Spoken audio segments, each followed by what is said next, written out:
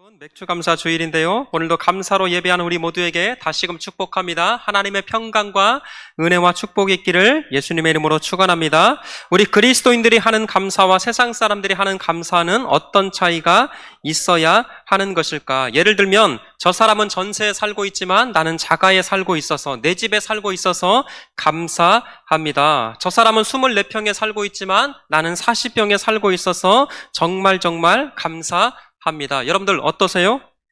물론 이런 내용도 얼마든지 감사할 수 있는 내용인 것은 맞습니다. 그러나 이런 식의 감사라고 한다면 굳이 그리스도 예수의 이름을 빌리지 않아도 얼마든지 감사할 수 있을 것 같아요. 적어도 성경이 말씀하고 있는 감사, 성경이 우리 그리스도인들에게, 성경이 우리 구의중앙교회 성도들에게 말씀하고 싶은 감사는 적어도 이것보다는 훨씬 더 높은 차원의 감사를 요구하고 있다 라고 하는 것을 놓치지 않았으면 좋겠어요. 그런 차원에서 오늘 성경이 우리에게 요구하고 있는 감사는 무엇이며 어떤 내용을 통해서 하나님께서 감사하기를 원하시는가, 이 부분을 함께 살펴보기를 원하는데요. 여러분, 오늘 말씀이 그런 차원에서 어떤 배경 속에서 기록되어 있는가, 이것을 길게 설명을 좀 드릴 테니까 정신을 좀 바짝 차리시면 좋을 것 같아요. 여러분, 오늘 말씀이 데살로니가 전서인데 예수님 당시 이 데살로니가라고 하는 도시는 어떤 도시였을까? 이 데살로니가라고 하는 도시는 마게도냐에 속해 있던 도시였어요. 그러니까 쉽게 말씀드리면 전라북도 완주군 마게도냐 데살로니가시. 그런데 이 마게도냐에서 가장 큰 성은 뜻밖에도 빌립보라고 하는 도시였습니다. 그런데 그럼에도 불구하고 실제적인 이 마게도냐의 행정적인 수도는 빌립보가 아니라 이곳 데살로니가 도시였던 거예요. 왜 그랬을까? 아니, 일반적으로 그 지역에서 가장 크고 발달된 도시가 수도 역할을 하게 되어 있는데 뜻밖에도 이 마게도냐 지역에서는 이 빌립보라고 하는 큰 도시가 있었음에도 불구하고 빌립보가 수도가 아니라 어디였다고요?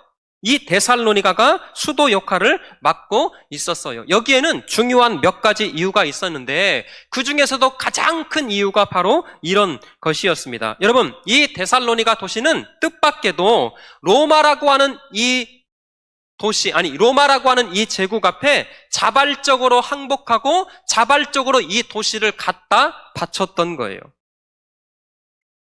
예수님 당시 로마가 이 마게도냐 지역을 정복하고 다스리고 있었습니다. 그런데 뜻밖에도 이 데살로니가라고 하는 이 도시는 로마와 더불어서 전쟁을 했다거나 로마가 전쟁을 통해서 빼앗은 도시가 아니라 이 데살로니가 교회 사람들이 로마에 의도적으로 다 항복을 했던 거예요. 쉽게 말씀드리면 저 도시 입구에 현수막 크게 걸어놓고 웰컴 투 로마, 우리는 로마의 군인을 환영합니다, 이렇게 적극적으로 대문을 활짝 열어놓고 로마 군인들을 영접하고 환영했던 도시가 데살로니가였던 거예요.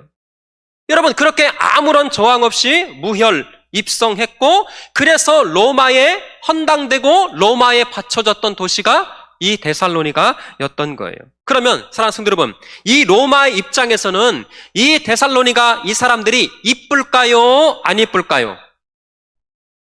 저 대답 안 하면 설교 다시요. 그러니까 다른 도시, 다른 나라는 이 로마가 쳐들어올 때 대항해서 싸웠습니다. 그래서 그 무력에 어쩔 수 없이 정복당해서 그 로마에 편입이 됐다면 뜻밖에도 이 데살로니가 도시는 그렇게 전쟁을 하지 않았어요. 오히려 성문을 활짝 열어놓고 웰컴 투, 그렇게 로마를 환영했다면 이 로마의 입장에서 데살로니가 이 성도들, 이 사람들 이뻐요? 안 이뻐요? 이쁘죠.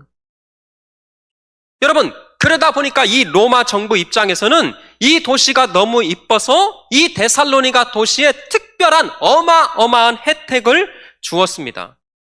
여러분, 지금도 마찬가지죠. 말 잘 듣고 정부가 하는 일에 고분고분하면 예산도 많이 주고 말 안 들으면 얄짤없고.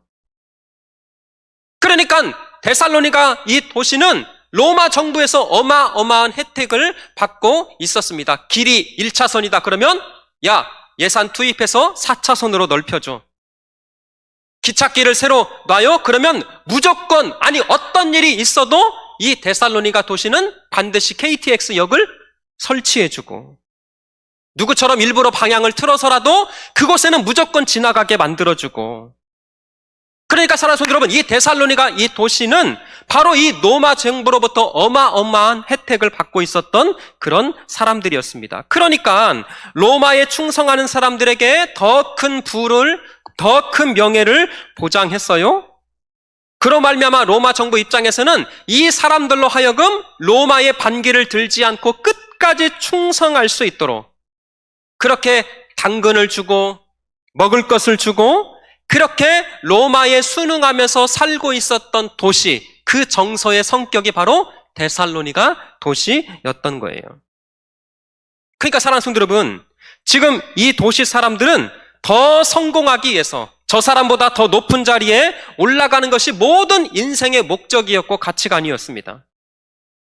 어떻게 하면 저 김집사보다 더 잘 될 수 있을까? 어떻게 하면 저 김권사보다 더 부자가 될 수 있을까? 이런 생각이 데살로니가 이 도시 전체에 깔려져 있었던 일반적인 정서였던 거예요. 근데 그러던 어느 날 이 도시에 하나님의 섭리 가운데 사도 바울이 방문을 하게 됩니다. 그리고 하나님께서 보내신 이 사도 바울을 통해서 이 데살로니가 지역에 하나님의 말씀과 하나님의 복음이 뿌려지게 되었어요. 그 바울이 전한 복음을 통해서 뜻밖에도 예수 그리스도를 믿는 사람들이 생겨나게 되는데 여러분 사도행전 말씀을 읽으면 참 고무적인 것은 놀랍게도 여러분 들어보세요. 이 놀랍게도 사도 바울이 뿌린 이 복음의 씨앗을 통해서 먼저 예수 그리스도를 믿었던 그 사람들의 부류가 가난한 사람이 아니라 돈 많고 권력 있고 명예 갖고 있는 그러니까 부유층의 이 기부인들이 예수 그리스도를 믿고 영접하게 된 거예요.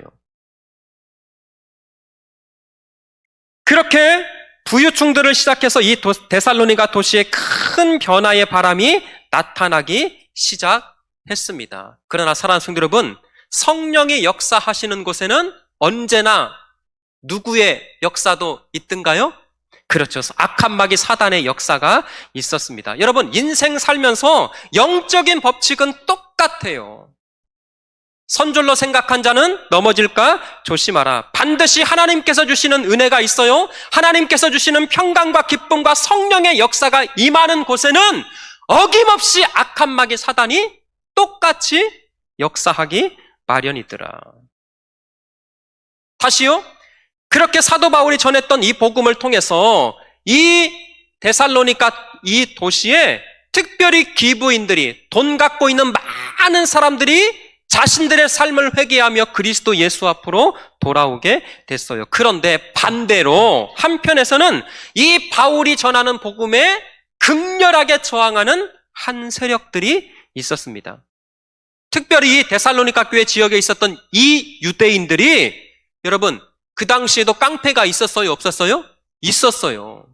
지금 깡패 못지 않습니다. 이 2000년 전에 유대인들이 데살로니가 이 지역에 있었던 불량배들, 깡패들을 동원해가지고 바울을 죽여버린다고.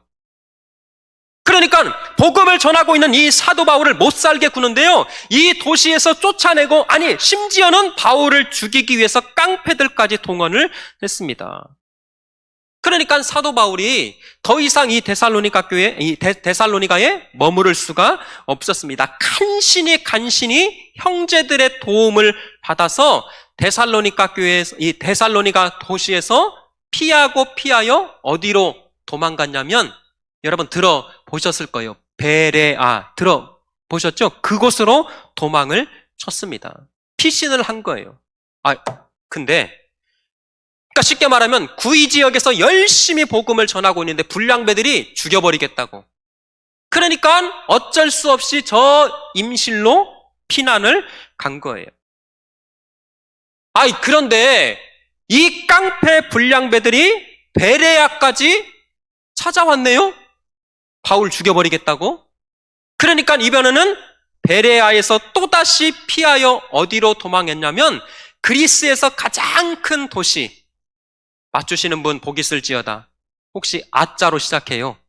그렇죠. 아덴으로 도망을 하게 된 거예요. 그러니까 쉽게 말하면 임실로 도망갔는데 임실까지 쫓아왔네요. 그래서 저 순창으로 도망간 거예요.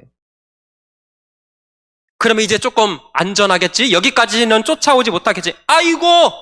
이 깡패 불량배들이 거기까지 쫓아왔네? 그래서 이번에는 사도 바울이 이 아텐에서 또 오래 머물지 못하고 이번에는 저 전라남도 여수, 목포로 피했는데 그곳이 어디였냐면 고린도라고 하는 도시였어요.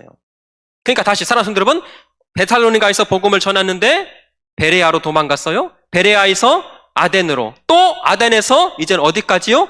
고린도까지 그렇게 피하였는데 이 고린도에서 유명한 이 부부를 만나게 되는데 그 사람이 바로 브리스길라, 아굴라. 이 부부를 만나게 돼서 시작된 교회가 바로 고린도 교회였던 거예요. 자, 다시요. 사랑하는 성도 여러분, 저를 보세요. 지금까지 사도 바울은 이 고린도에 피하기까지 자기가 원해서 이곳에 도착한 건 아닙니다. 어쩔 수 없이 깡패들과 불량배들에게 쫓겨서 이 고린도까지 흘러 들어왔고, 그런데 뜻밖에도 여기서 브리스길라 아굴라를 통해서 교회가 시작됐어요. 그렇게 이 사도 바울 선생님이 1년 6개월 동안 이 고린도에 머물며 하나님의 말씀을 전합니다. 성도들을 양육합니다. 그렇게 교회가 아름답게 잘 세워지고 성장하고 있을 때쯤에 사도 바울의 이 마음 한켠에, 저 깊은 마음의 한켠에 근심과 걱정 하나가 이렇게 올라오는 거예요. 야, 내가 이 고린도 땅에 도착한 지 1년 6개월이 지났는데 저 데살로니가 교회 성도들은 잘 지내고 있을까? 내가 급하게 도망 나왔는데 복음을 들었던 예수 그리스도를 영접했던 그 데살로니가 성도들은 과연 어떻게 지내고 있을까? 내가 뿌려나왔던 이 복음의 열매들이 얼마만큼 잘 결실되고 있을까? 혹시 나를 쫓아왔던 불량배들이 교회를 괴롭히고 성도들을 힘들게 해서 교회가 분열되고 교회가 깨진 것은 아닐까? 여러분, 왜 그러냐면 놀라지 마세요.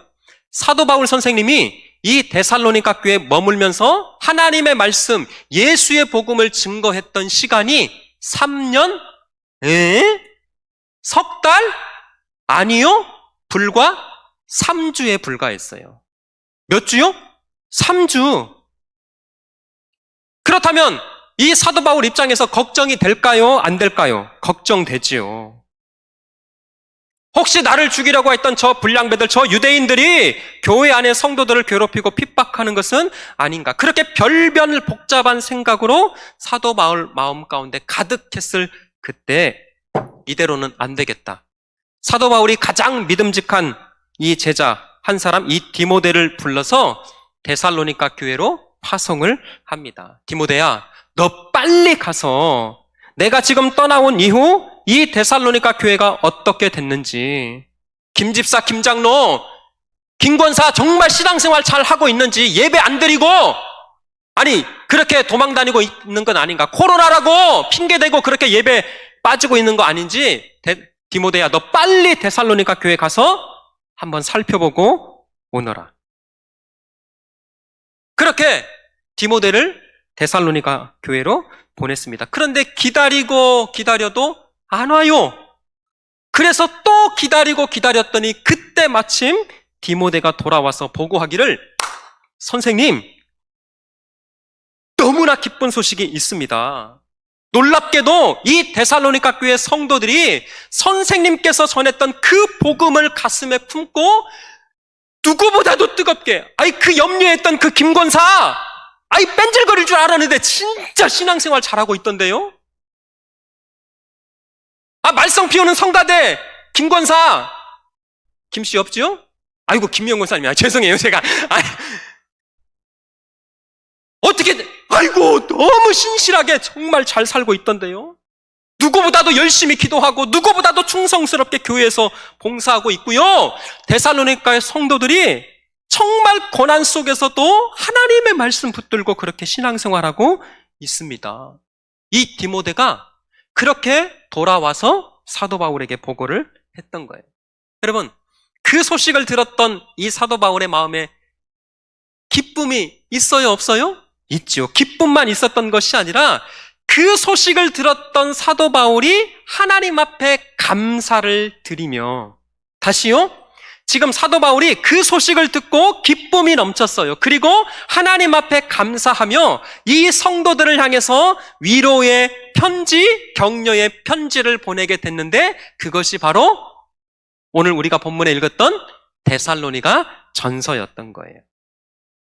그러면 그 내용을 한번 살펴보자고요. 여러분들 성경을 다 찾으세요. PPT는 나중에 띄울게요. 데살로니가 전서 1장으로 한번 빨리 넘어가 보세요. 1장 6절 한번.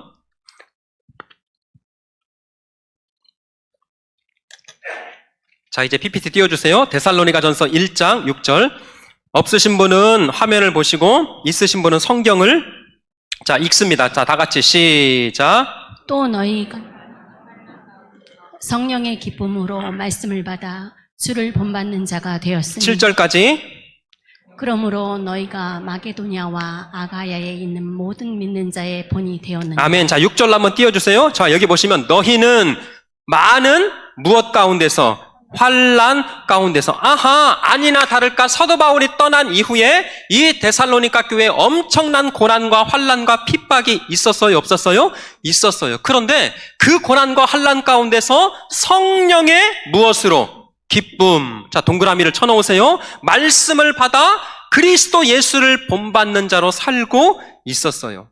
그래서 이 데살로니가 교회 성도들이 얼마나 믿음 안에서 환난 가운데서 신앙생활을 잘하고 있었는지 7절 한번 넘겨주실래요? 너희가 마게도냐와, 그러니까 전라북도와 아가야, 저 전라남도에 이르기까지 모든 믿는 자의 무엇이 되었다고요? 본이 되었느니라. 이해되셨어요?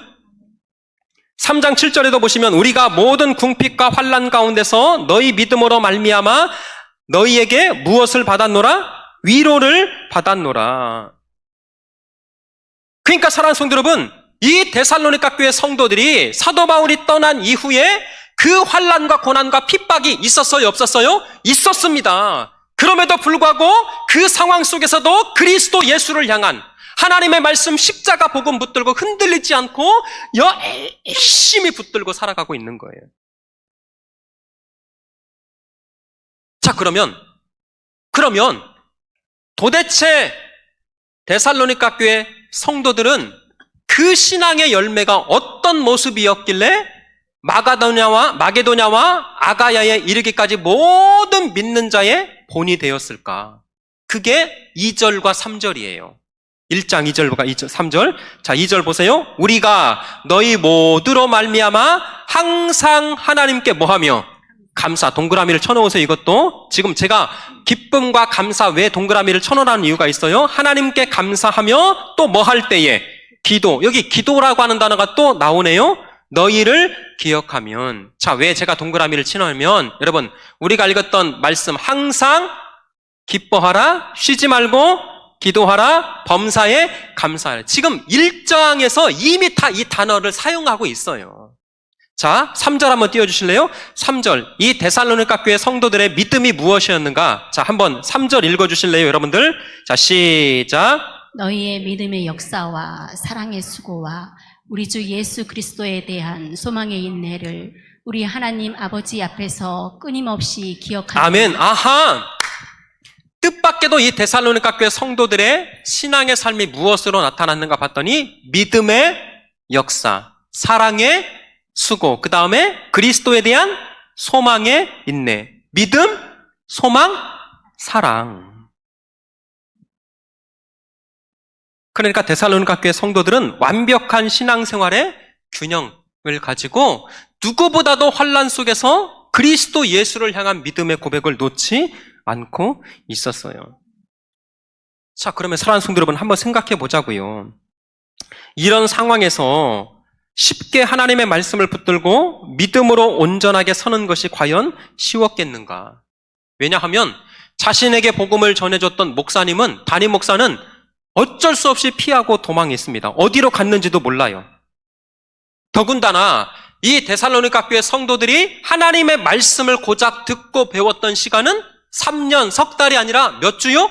3주에 불과했어요. 더군다나 사도 바울이 그렇게 교회를 떠나고 난 이후에 이 유대인들로 말미암아 엄청난 고난과 환난과 핍박이 있었다면 그 상황 가운데도 그리스도 예수를 향한 믿음, 예수의 그 사랑, 천국에 대한 그 믿음의 소망을 끝까지 붙들고 있었다면 그 아름다운 신앙의 소식이 사도 바울의 귀에 들려지게 됐던 거예요. 여러분들이 감동이 없으시는데 다시 말씀드립니다. 이 사람들은 귀부인들이었어요. 부자였습니다. 얼마든지 그렇게 고난 속에서 신앙생활 하지 않아도 그들의 남은 인생 즐겁고 행복하게 살 수 있을지 몰라요. 내가 무슨 영광 보겠다고 예수 믿으면서 이런 고난과 이런 업신여긴 이런 수치를 당하냐. 돈 있고 차 있고 집 있겠다. 그냥 주말이면 저 산으로 들로 골프장으로 다니면서 부자들이었다니까요. 그런데 데살로니가의 성도들은 그럼에도 불구하고 예수를 향한 믿음을 단단히 붙잡고 신앙생활하고 있었던 거예요. 마치 우리 구의중앙교회 성도들처럼. 아멘! 이런 때는 아멘을 크게 하셔야 되는데. 맞아요. 그런 성도들의 믿음을 듣고 이 사도 바울의 마음 가운데 하나님을 향한 깊은 감사가 물밀듯 터져 나왔는데 얼마나 큰 위로를 받았든지 여러분들 이제는 데살로니가전서 3장으로 한번 넘어가 보세요. 3장 저 8절로 한번 넘어가 보겠습니다. 그 성도들의 이야기를 듣고 어떻게 사도 바울이 반응하고 있는지 자 3장 8절에서 9절 제가 8절 먼저 읽겠습니다. 그러므로 너희가 주 안에 굳게 선즉 우리가 이제는 살리라. 자 9절 같이요. 시작. 우리가 우리 하나님 앞에서 너희로 말미암아 모든 기쁨으로 기뻐하니 너희를 위하여 능히 감사로 하나님께 보답할까. 여기 기쁨이라고 하는 단어가 또 나오고 감사라고 하는 단어가 또 등장하고 있네요. 보세요. 이제 다 끝났습니다. 어떠한 감사로 하나님 앞에 보답할까. 불과 3주에 불과했습니다. 하나님의 말씀을 듣고 배웠던 시간이 3주에 불과했어요. 그것도 평안한 상태가 아니라 엄청난 박해와 고난과 핍박 가운데 있었어요. 그런데 그 상황 속에서도 믿음의 역사, 사랑의 수고, 소망의 인내를 놓지 않고 예수 십자가 단단히 붙잡고 살아가고 있었던 데살로니가 교회 성도들. 그 소식을 접했던 사도 바울이 이 하나님의 은혜를, 이 하나님 앞에 감사를 무엇으로 보답할 수 있을까? 여러분, 여기서 중요한 우리가 신앙의 원리를 발견할 수 있습니다. 지금 사도 바울 선생님이 무엇을 받아서 손에 무엇을 쥐어졌기 때문에 감사하고 있던가요? 아닙니다. 그렇다고 어떤 병고침이 있어서 감사하고 있던가요? 기도 제목 그렇게 놓고 하나님 앞에 기도했더니 응답받았더라. 할렐루야. 그래서 감사하고 있던가요? 아닙니다. 내가 하는 일이, 내가 농사 짓고 있는 일이 정말 잘 돼서 돈 생기는 그 어떤 일이 있었기 때문에 감사하고 있던가요? 조금 더 노골적으로 말씀드릴까요? 로또 복권 샀더니 당첨됐어요. 할렐루야. 아파트 평수 넓혔더니 그곳이 막 대박 났어요. 여러분들, 사도 바울이 감사하고 있었던 것, 그런 것 아니었습니다. 오히려 복음의 이 생명을 붙들고 고난과 환난 속에서도 끝까지 십자가 붙들고 그 믿음 안에서 살아가고 있는 그 성도들의 모습을 보고 듣고 하나님 앞에 감사하고 있었어요. 어떤 감사로 보답할까? 아하! 이것이 적어도 성경이 우리 성도들에게 요구하고 있는 감사의 모습이구나. 고난 중에서도 믿음을 버리지 않는 것. 예수 믿되 진짜 예수 잘 믿고 그 예수 끝까지 충성하는 것.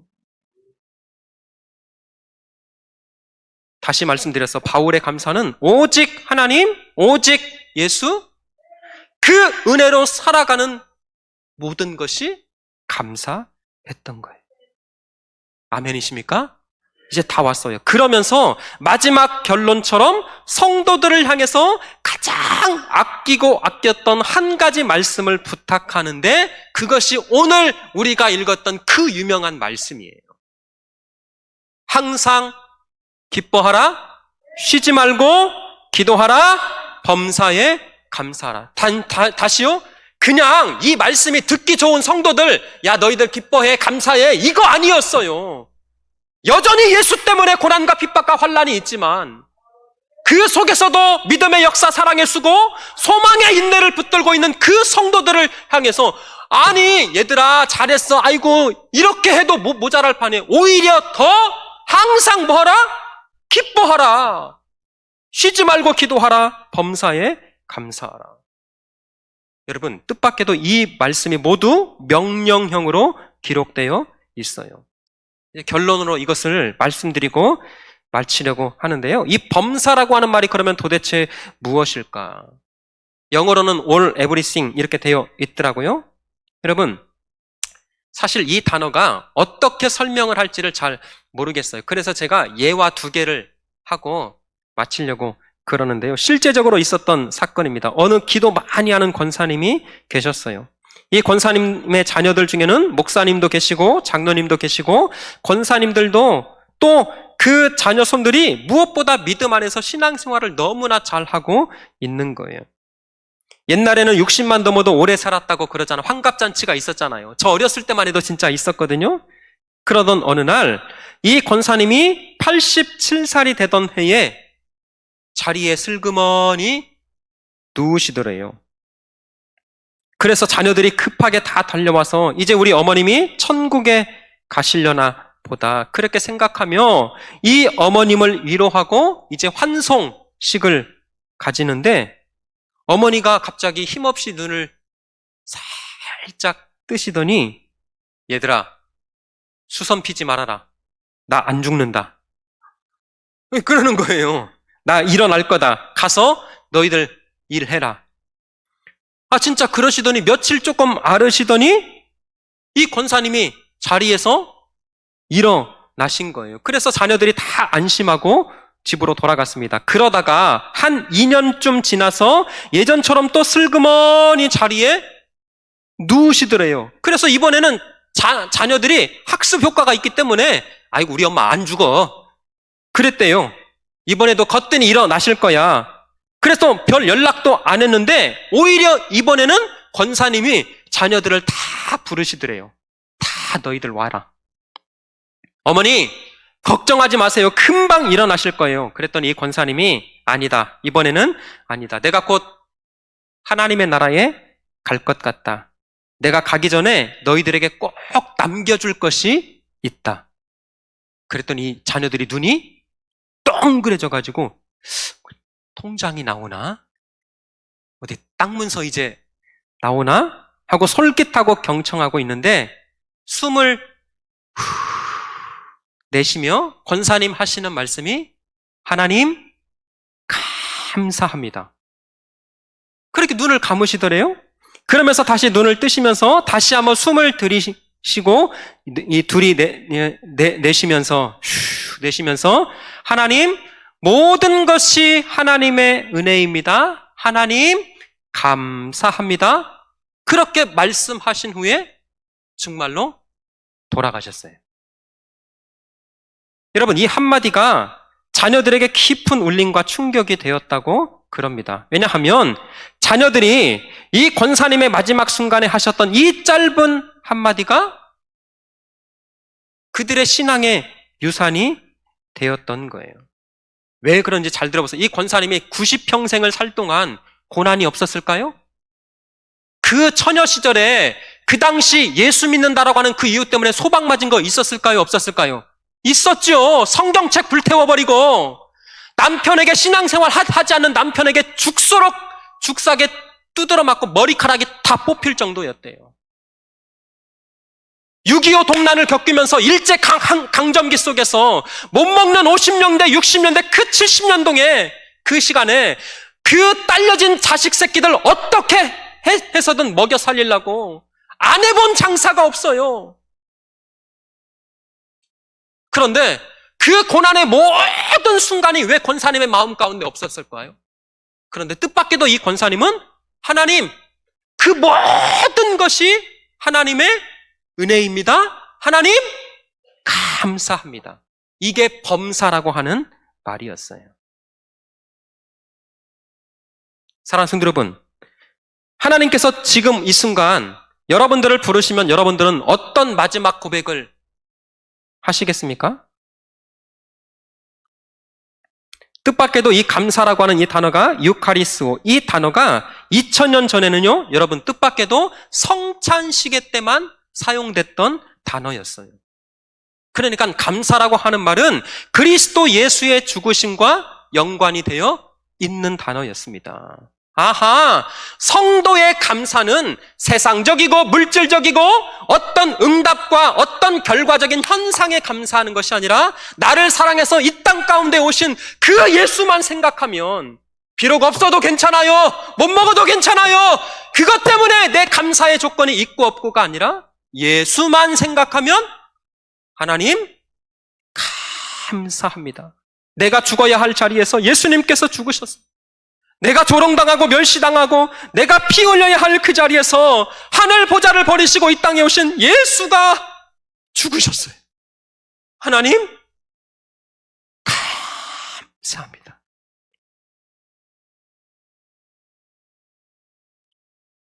마지막 예와 두 번째입니다. 짧아요. 어떤 목사님이 기도 많이 하시는 권사님이에요. 이름은 말씀드리면 다 아는데 일부러 제가 안 합니다.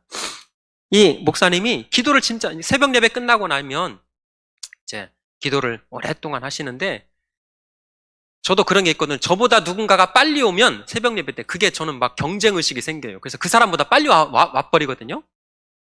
근데 이제 제가 빨리 오니까 이제 좀 일찍 가기도 하지만 이 목사님은 이제 늦게 가는 걸로 경쟁을 하는 거예요. 다 가는데 한 권사님만 유독 안 가.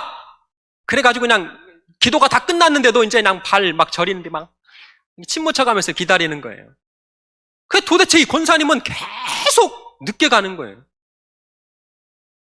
그래서 하루는 이 목사님이 궁금해가지고 도대체 이 권사님이 무슨 기도거리가 이렇게 많아서 오래 기도하는가 하고 권사님 기도하는 대로 살짝 간 거예요. 뭐라고 기도하는 건지 중얼중얼 하는데 그래서 가서 이렇게 들어봤더니 이 권사님이 하나님 그저 감사합니다. 저는 또 다른 말 할 줄 알았대요. 그랬더니 하나님 그저 감사합니다. 그 말만 3시간 동안 막 기도하는 거예요. 여러분 이건 중언부언 기도가 아니에요. 권사님이 무언가 기도를 하고 싶은데 머리로는 생각이 나는데 단어가 안 나는 거예요. 그래서 그것을 생각하고 입술로는 하나님 그저 그거 다 감사합니다.